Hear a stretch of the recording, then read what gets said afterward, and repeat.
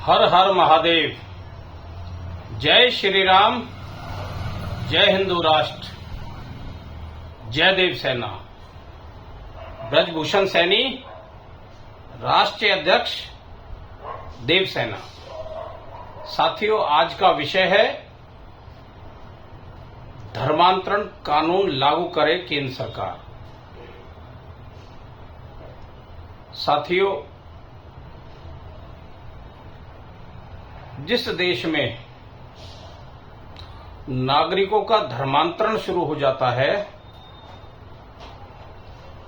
धीरे धीरे उन नागरिकों की भी आस्था उस देश के प्रति कम होती जाती है और जिस मजहब या पंथ या रिलीजन में वो शामिल किए जाते हैं उनके प्रति उनकी वफादारी बढ़ जाती है। ऐसे में कहीं ना कहीं जाने अनजाने में हम देश के गद्दार लोगों को बढ़ा रहे हैं, पैदा कर रहे हैं, जिनकी देश के प्रति कोई वफादारी नहीं होती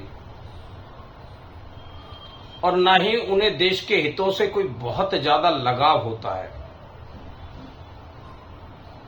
क्योंकि मजहब और पंथ और रिलीजन,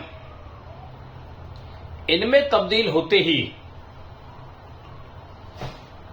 क्योंकि इनमें से ये दोनों, जिनको हम धर्म कहना तो उचित नहीं होगा, मजहब और रिलीजन में जैसे ही उन्हें तब्दील किया जाता है, उन देशों के प्रति जहां के ये मूल मजहब है, रिलीजन है, उसके प्रति उनकी वफादारी शुरू हो जाती है। जब मुसलमान यहां के मूल निवासियों को बहलाकर, डराकर, धमकाकर या लालच देकर षड्यंत्र के तहत यहां के निवासियों को वो मुसलमान बनाने में सफल हो जाते हैं, तो उस व्यक्ति का, उस परिवार का इस देश से भी लगाव कम होने लगता है। उसकी वफादारी अरब कंट्री में स्थित मक्का के प्रति होनी शुरू हो जाती है। इस देश के मंदिरों से उसकी आस्था समाप्त हो जाती है, इस देश के महापुरुषों से उसकी आस्था समाप्त हो जाती है और विदेशी मजहब को अपनाने वाले लोग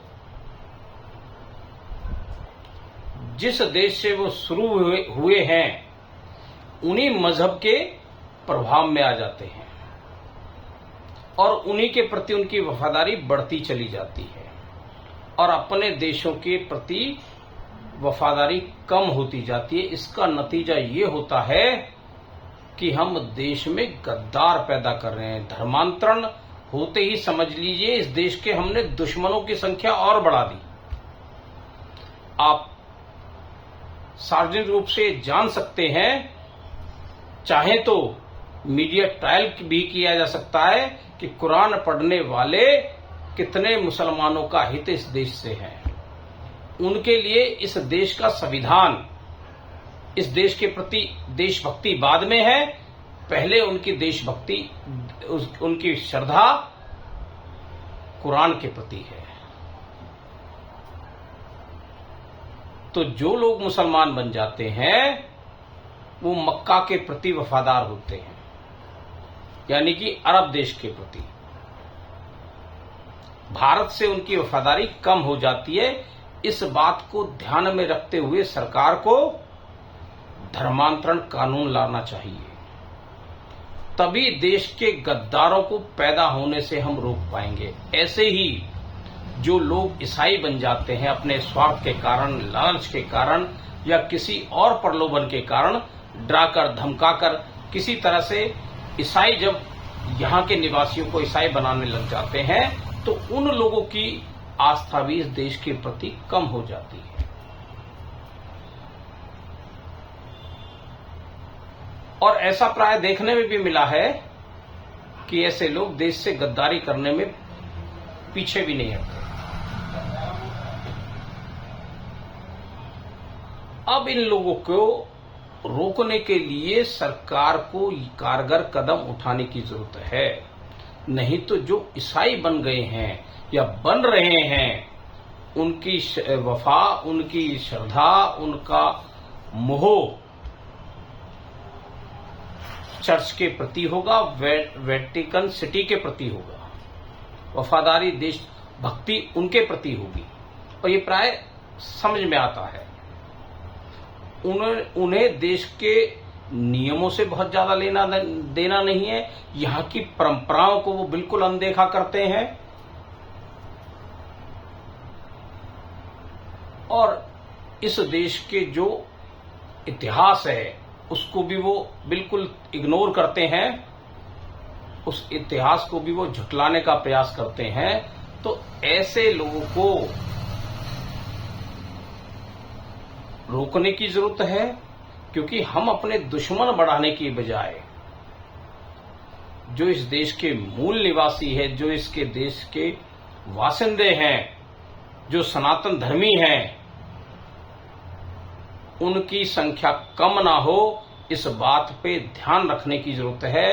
क्योंकि इस देश में प्रजातंत्र है, जिसकी वोट अधिक सत्ता उसकी।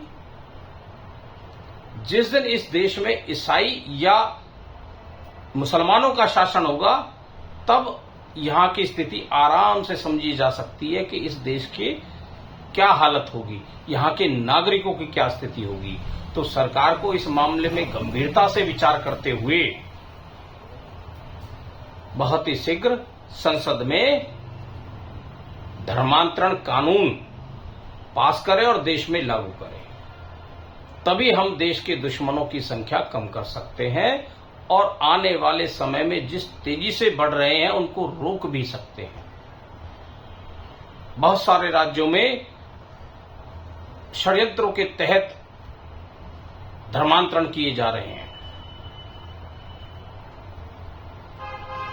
इस धर्मांतरण को रोकने के लिए सरकार को कदम उठाना ही होगा। तो साथियों, आप सब भी सजग रहें और अपने राष्ट्र के प्रति, अपने धर्म के प्रति जागरूक रहें, एकजुट रहें, मजबूत रहें। जय हिंद, जय भारत, जय हिंदू राष्ट्र।